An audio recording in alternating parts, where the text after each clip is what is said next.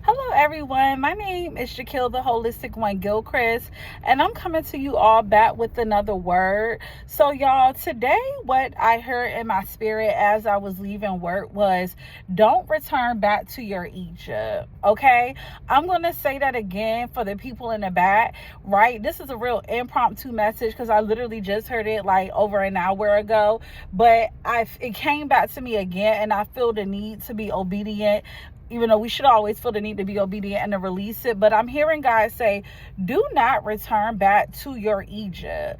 And we all know that when I speak of Egypt, I'm speaking of this metaphorically. So for some of you guys, the Egypt could be a relationship. For others of you, the Egypt could be a job. For others of you all, the Egypt could be a mindset.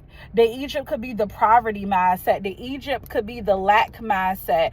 The Egypt could be the spirit of inadequacy, that mindset. The Egypt could be a position, right? Some of us, our Egypt is literally the way that we carry ourselves. For some of us, the Egypt is the way that we go back to certain places like our hometowns or things of that nature. And every time we go back, we get sunk in with the familiarity of it all, the principalities of it, and all the things. And what God is saying in this season is, do not return back to your Egypt. In the Bible, it tells us, don't be foolish, right? And I'm probably not going to say this specifically the way that it says it in the Bible, because like I said, y'all, I'm paraphrasing, but in the Bible, it specifically speaks on this one thing, like not returning back to your vomit, right? Like, don't do that. Don't return back to your vomit, okay? Don't return back to the mud. When God delivers you from something such as a Egypt place, your Egypt place is your place of bondage, your place of slavery. Whenever God delivers you from that, never go back to it, because God didn't deliver you from it to go back to it. He delivered you from it to stay away from it. And I don't know who I'm speaking to today who is considering going back to a relationship because you're bored. I want to talk about relationships right now. Let's hover. Let's float with that for a little bit. Somebody might feel the urge, right, to go back to a relationship because you're bored and you're tired of waiting on God. And that counterfeit is your Egypt. That counterfeit man or woman is your Egypt. And what you don't realize is that you become the most weary once you at the end of a waiting season. At points you'll be at peace, but it doesn't take away from the fact that you're tired of wandering in the wilderness. And what I want to tell somebody today is, don't return back to the mud. Don't return back to the vomit. If God took you away from Egypt, he did it for a reason. One thing that you got to realize, and I'm saying this by the Spirit, y'all, is that whenever God take us out of bondage, he's never going to say, boom, from bondage to promised land. He's never going to say from Egypt to promised land, right? God is going to always take us through a wilderness season, because the wilderness is the place of testing. The wilderness is the place of pruning. The wilderness is the place to get those mindsets, those Egypt-like mindsets out of you. So why would you go back to a place that broke you? Why would you go back to a place that tried to break you?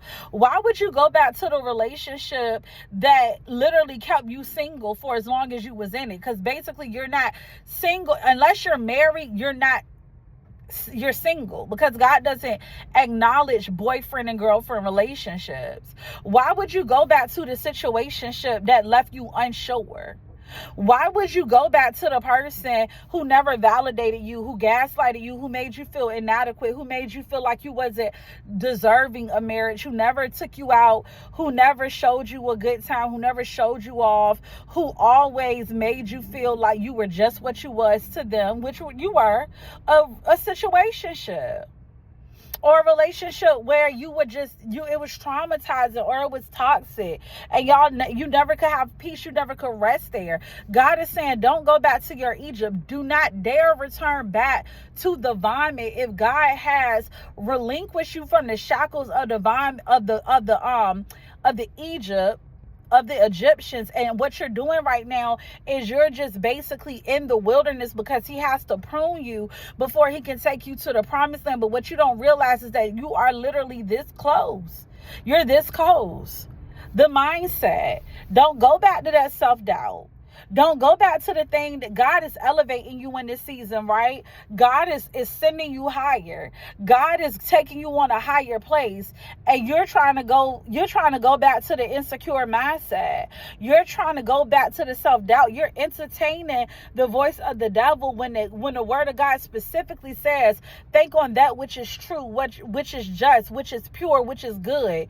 Right? Any good thing, you think on that. You don't ever think about the thing that's trying to break you, the thing that's trying to discourage you. And how you know it's from God is if God is sending you on a new place, he's sending you somewhere, and he's literally trying to get you to go somewhere, right? And he's elevating you. But your fear is starting to creep in where you start questioning if you're going to be able to do that. You start questioning, do you have the skill set to do the thing that God is telling you that you have the skill set to do? Even though you've never done it before. Yes, it's uncharted territory. Yes, you've never been a boss before. No, you've never been an entrepreneur before. No, you've never led a team before, right? But nor did Moses. Moses never did either. But Moses accepted the call whether he doubted himself or not.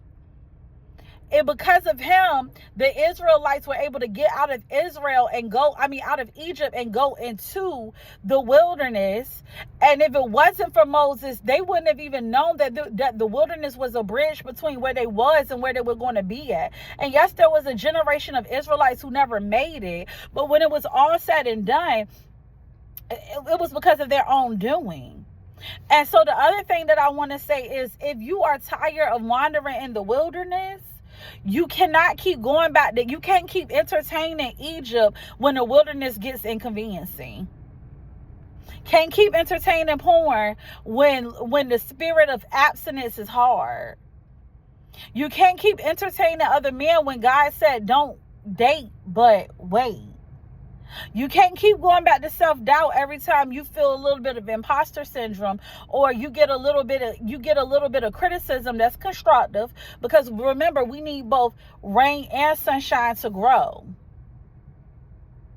You can't keep going back to that poverty mindset every time God is calling you to be a little bit more bolder in your finances.